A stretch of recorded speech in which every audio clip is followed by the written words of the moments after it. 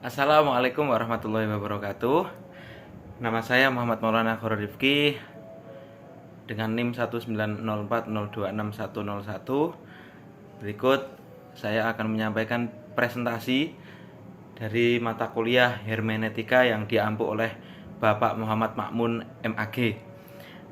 Perkenankan, pada kesempatan kali ini saya akan menyampaikan materi dengan tema hermeneutik FED Schemeyer atau Frederick Daniel N. Schemeyer, seperti itu.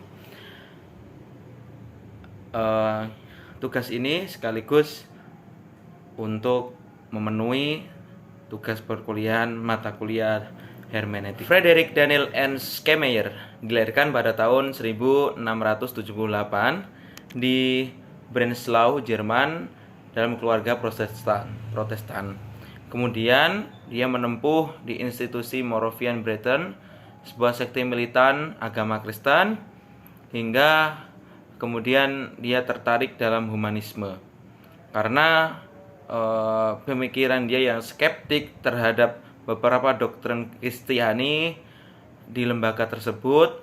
Pada tahun 1787 dia pindah ke University of Halle yang dipandangnya lebih liberal. Terus kemudian dia di sana menggeluti teologi di samping filsafat dan filologi klasik sebagai minor fields. Kemudian dia lulus dalam bidang teologi Kristen pada 1790, lalu sebagai pengajar tutor swasta hingga tahun 1793.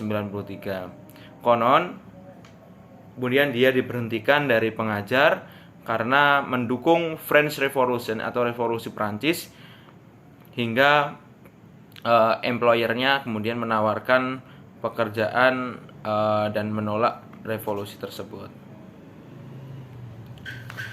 Nah, Schemeyer hidup pada masa pada saat itu ialah revolusi Perancis. Dalam artian doktrin-doktrin tentang kekuasaan, tentang politik dan lain sebagainya memunculkan kepeduliannya terhadap ilmu-ilmu humanisme yang mengcounter dengan paham-paham doktrin-doktrin liberal seperti itu. Hingga kemudian pada waktunya dia mengcounter ajaran Immanuel Kant dan Spinoza lewat karyanya On What Gives Values to Life and on Freedom, yang di dalamnya mengkritik pemikiran Kant seperti doktrin Postulates of an Afterlife of the Soul and God, postulat-postulat kehidupan akhirat jiwa dan Tuhan. Hingga kurun tahun 1794 dan 1796 dia beraktivitas sebagai pastor di Landsberg, dan pada tahun 1796 pindah ke Berlin untuk bekerja di sebuah rumah sakit. Nah, ini tentunya menarik sekali ya, karena seorang pemikir dan kemudian dia mengalih ke dalam pekerjaan kesehatan seperti itu di rumah sakit, hingga kemudian dia menghasilkan karya yang sangat penting dan radikal dalam bidang filsafat agama On Religion, Species to Its Culture Despicers. Aliran romantisis atau aliran objektivitas inilah yang kemudian mempengaruhi pemikiran-pemikiran hermeneutiknya tentunya. Dan pemikiran hermeneutik yang kemudian keluar dari Schemeyer itu dalam posisi menempatkan pada dia menulis beberapa artikel dan buku yang tidak yang tidak asing dengan kita semua dalam ranah hermeneutik seperti itu. Kemudian dia meninggal dunia pada tahun 1834. Karyanya sangat banyak sekali. Pemikiran-pemikirannya yang sebagai understand of thinking dari Schemeyer Ya, ini berawal dari problem of human understanding as such, sehingga objek penafsirannya menjadi lebih luas, dalam artian dia mengarah kepada humanisme seperti itu. Kemudian hermeneutik menurutnya tidak hanya dipandang sebagai disiplin pedagogis dalam bidang penafsiran yang harusnya diikuti oleh para penafsir, sebagaimana diadvokasi oleh pemikir-pemikir sebelumnya. Akan tetapi, Schleiermacher memunculkan pertanyaan dan transendental yang mendasar. It's inquired into the basis and possibility of human understanding. Dalam hal ini pemikirannya dapat digolongkan ke dalam hermeneutika filosofis. Nah, ini yang sangat unik dari Schleiermacher ialah hermeneutika filosofis seperti itu. Namun karena pemikirannya juga mengandung metode penafsiran, maka ia digolongkan ke dalam hermeneutika dalam arti sempit, yakni ilmu dan teori yang berkenaan dengan pemahaman dan penafsiran seperti itu. Dalam pengantar bukunya Hermeneutic and Criticism, hermeneutika diposisikan oleh Schleiermacher sebagai penengah pemikiran hermeneutik yang lainnya. Dia mengatakan yang paling awal, hermeneutics as the art of understanding does not yet exist in a general manner. There are instead only several forms of specific hermeneutics. Jadi hermeneutik sebagai seni untuk memahami dalam bentuk eksisnya dalam bentuk yang umum. Yang ada hanyalah beberapa bentuk hermeneutik spesifik atau khusus. Hingga kemudian yang dimaksudkannya dalam hermeneutik hal kali ini ialah hermeneutik kitab suci yang muncul dan berkembang sejak abad pertengahan. Nah, ini dalam artian kemudian dia dikenal dengan hermeneutik generalis. Ya, ini penguniversalan hermeneutik yang tidak hanya dikaitkan dengan kitab suci oleh generasi-generasi perkembangan sejak awal hingga kemudian pada jatuhnya jatuh pada masa Schleiermacher, ya kemudian digeneralisasikan seperti itu. Hingga pada abad 17 juga pernah digagas oleh Johann Conrad Danhard. Pokok hermeneutika dari Schleiermacher selanjutnya ialah hermeneutika psikologis. Hermeneutika yang ditawarkan oleh beliau, yakni dikatakan tidak bisa menafsirkan Al-Quran karena sebagai manusia kita tidak bisa menyelami dari sisi kejiwaan pengarang, yang mana dalam hal ini adalah Allah.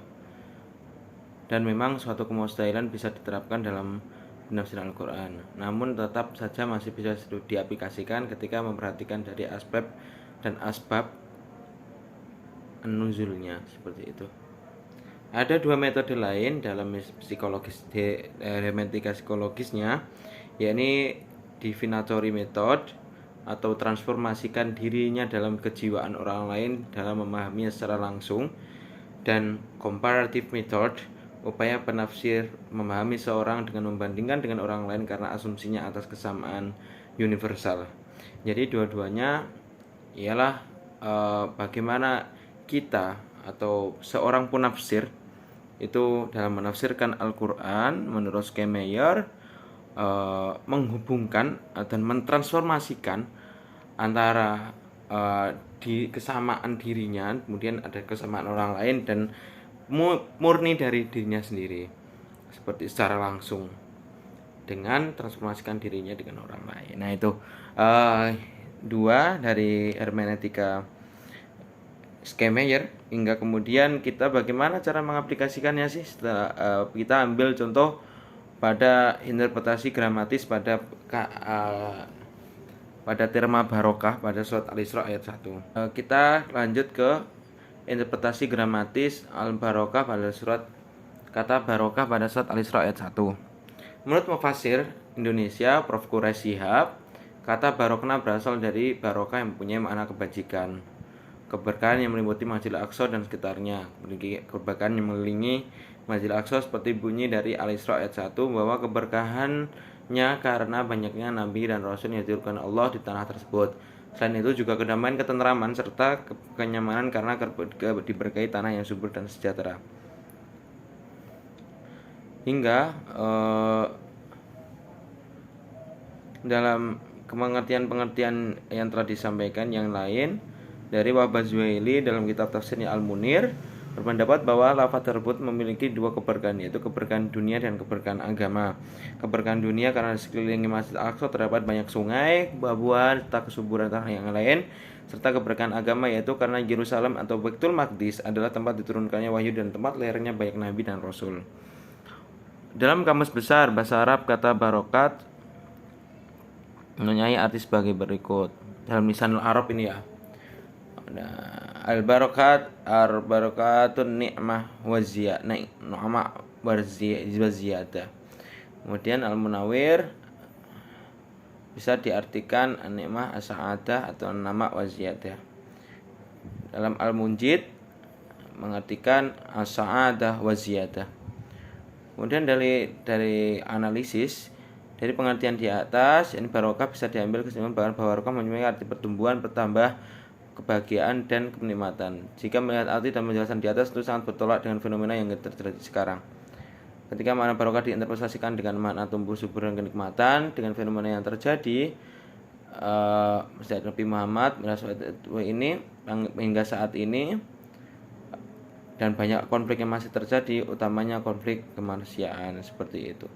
Nah itu hingga kemudian jika masuk kepada Schleiermacher, berarti unsur-unsur gramatis dalam kata barokna itu tetap mempertimbangkan dengan berbagai banyak aspek yang kemudian dapat mengadopsi arti-arti dari dari aspek-aspek yang ada tadi, dari referensi lain kemudian dileburkan menjadi satu seperti itu. Oke, terima kasih presentasi dari saya. Kiranya ada kesalahan kata mohon maaf. Sekian presentasi hermeneutik dengan judul Hermeneutika F.E.D. Schleiermacher dan saya Muhammad Maulana Rifki. Terima kasih. Assalamualaikum warahmatullahi wabarakatuh.